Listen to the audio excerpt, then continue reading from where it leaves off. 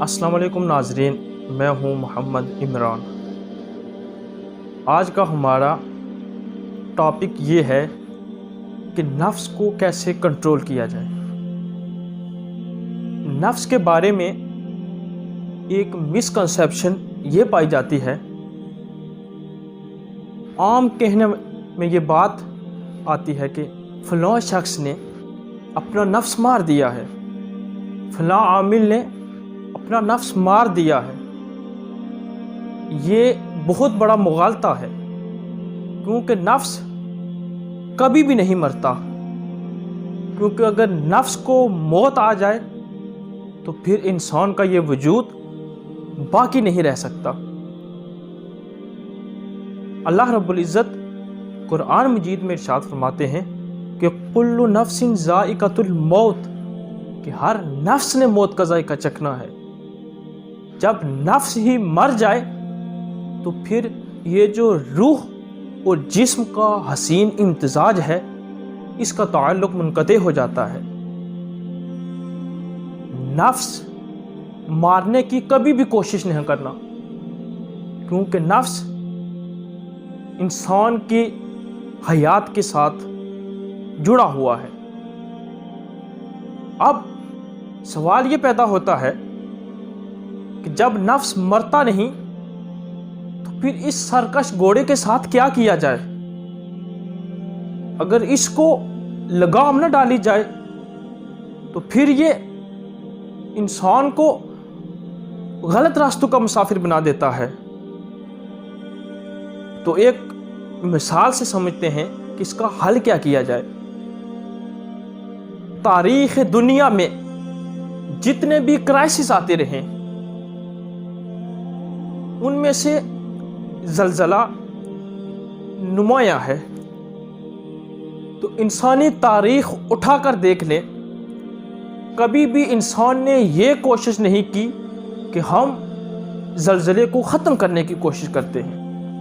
ایسی بات نہیں، بلکہ انسان نے اپنی عقل کو استعمال کرتے ہوئے جو زلزلے کے نقصانات تھے ان کو کم سے کم کرنے کی کوشش کی اور ان کو مینیج کرنے کی کوشش کی ہے۔ اس کے لیے انسان نے ایسے مکانات تعمیر کیے کہ جن کی چھتیں چادروں کی بنائی گئیں، تاکہ جب زلزلہ ہو تو اس سے کم جانی نقصان ہو۔ تو ہم بھی نفس کے ساتھ کچھ ایسا ہی معاملہ کرنے کا کہتے ہیں کہ نفس کو مارنے کی کوشش نہ کی جائے، بلکہ اس کو کنٹرول کرنے، اس کو مینیج کرنے اور اس کو ماتحت کرنے کی کوشش کی جائے۔ تو اس کے لیے ہمیں 4 ہتھیار ملتے ہیں جن کو ہم بروئے کار لا کر اپنے نفس کو کنٹرول کر سکتے ہیں، اور اس کے زیادہ سے زیادہ جو نقصانات ہیں، روحانی، جسمانی، دنیاوی، اخروی، ہم ان سے زیادہ بچنے کی کوشش کریں۔ تو سب سے پہلا ہتھیار مراقبہ ہے، جو اولیاء اللہ ہمیں اپنے اوراد و وظائف میں بتاتے ہیں کہ اللہ کا نام تم اپنی تسبیحات میں شامل کر لو، اس میں اعظم اللہ کی ضربیں لگاؤ، تو پھر جو تمہارا یہ جو سرکش کوڑا ہے، اس اللہ کی صدا سنتے ہی تمہارے اندر سے ان خرافات کو کم کرنا شروع کر دے گا، اور جو اس نفس کے نقصانات ہیں وہ کم سے کم ہونا شروع ہو جائیں گے۔ تو اب کچھ لوگ یہ کہیں گے کہ بھائی اللہ تو زبان سے کہتا ہے بندہ، گرچہ ان کی ادائیگی دل سے بھی ہوتی ہے، لیکن انسان دلیل کا فقیر ہے، وہ دلیل سے ہر بات پہ دلیل مانگتا ہے۔ دلیل کے لیے یہ عرض کرتا چلوں کہ الفاظ کی تاثیر ہوتی ہے، ان کا ایک اپنا اثر ہوتا ہے۔ جس طرح سے آپ اگر کسی کو کہیں کہ یار تو شیر کا بچہ ہے تو وہ ایسے چھاتی چاڑی کر دے گا اور بڑا ہی خوش انداز اپنا لے گا. لیکن آپ اگر اسے کہیں کہ یار تو کتے کا بچہ ہے تو اس کے تیور بدل جائیں گے. وہ ہنستا اور مسکراتا ہوا چہرہ غیظ و غضب سے لال پیلا ہو جائے گا. تو بھائی صاحب الفاظ کی تاثیر ہوتی ہے, الفاظ کا اثر ہوتا ہے.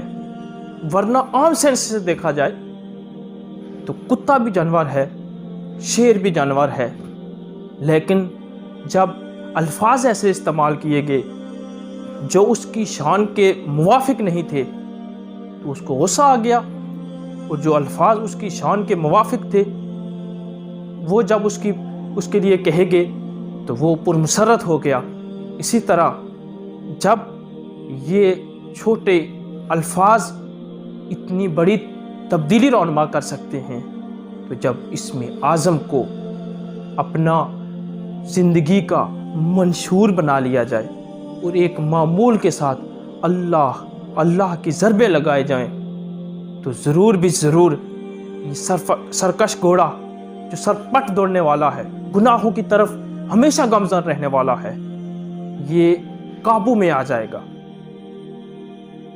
اسی لیے تو اقبال نے بھی کہا تھا کہ من میں ڈوب کر پا جا سراغ زندگی.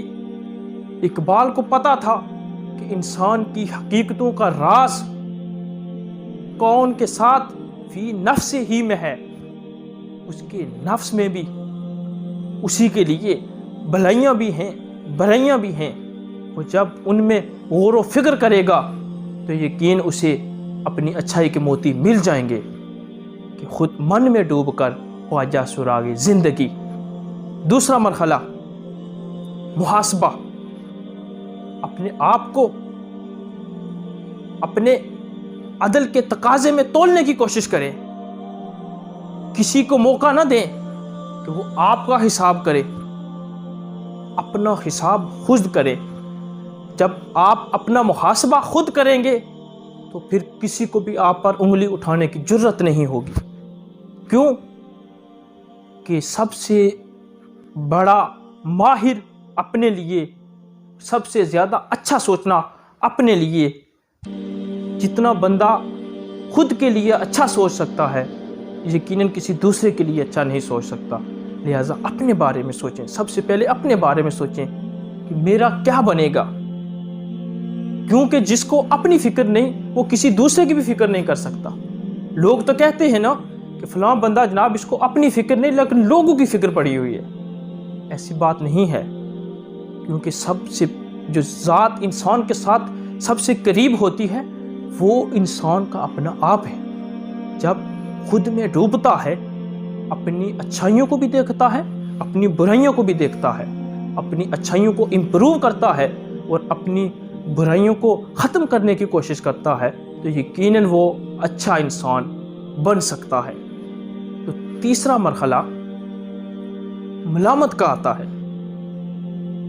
جب انسان اپنے نفس میں دیکھتا ہے کہ یار میرے اندر جھوٹ بھی پایا جاتا ہے, میں غیبت بھی کرتا ہوں, میں حسد بھی کرتا ہوں, میں اپنے بھائی کا حق بھی کھاتا ہوں, میں اپنی بہن کا حق بھی کھاتا ہوں, میں اپنے ہمسائیوں کا حق بھی کھاتا ہوں, میں اپنے دوست عزیز و اقارب کسی کو بھی نہیں بخشتا, تو یقیناً اندر جو ضمیر ہے جو سب سے بڑا قاضی ہے وہ انسان کو ملامت کرتا ہے. انسان کو اس ملامت کو قبول کرنا چاہیے, دل سے تسلیم کرنا چاہیے کہ ہاں یار میرے اندر یہ خامیاں ہیں. پھر چوتھا مرحلہ ان خامیوں کو دیکھتے ہوئے, ان خوبیوں کو دیکھتے ہوئے یہ شرط لگائے اپنے آپ کے ساتھ, یہ عہد کرے کہ یہ جو میرے اندر اچھائیاں ہیں میں نے ان کو مزید نکھارنا ہے, اور یہ جو میرے اندر برائیاں پائی جاتی ہیں میں نے ان کو آہستہ آہستہ کیونکہ یہ لگے رہنے کا کام ہے, یہ کرتے رہنے کا کام ہے. یہ نہیں ہو سکتا کہ میں آپ کو پرفیکٹ ٹائم بتا دوں کہ آپ ہفتہ کریں, 10 دن کریں, مہینہ کریں, 6 مہینے کریں. یہ اپنے نفس کے مطابق ہوتا ہے. وہ جتنا سرکش ہوگا اتنا ہی اس پر یہ نسخہ لیٹ اثر کرے گا, اور جتنا یہ آپ کے کہنے کے مطابق کچھ نہ کچھ جو اللہ رب العزت کی توفیق سے اور اولیاء اللہ کی نظروں میں رہنے کی وجہ سے جو اثر ہوگا وہ کچھ نہ کچھ باقی ہوگا، تو جو اچھائیاں ہوگی ان کو مزید امپروو کرنے کا آپ کو موقع دے گا۔ اللہ رب العزت کی بارگاہ میں دعا ہے اللہ تعالی ہمیں اپنا محاسبہ کرنے کی توفیق عطا فرمائے، کیونکہ حاسبوا قبل ان تحاسبوا، اپنا محاسبہ کر لو اس سے پہلے کہ تمہارا محاسبہ کوئی اور کرے۔ اللہ تعالی ہمیں محاسبہ نفس کی اور ان نفسانی طاغوتی قوتوں کو اپنے کنٹرول میں کرنے کی توفیق عطا فرمائے۔ وعلیکم السلام ورحمۃ اللہ وبرکاتہ۔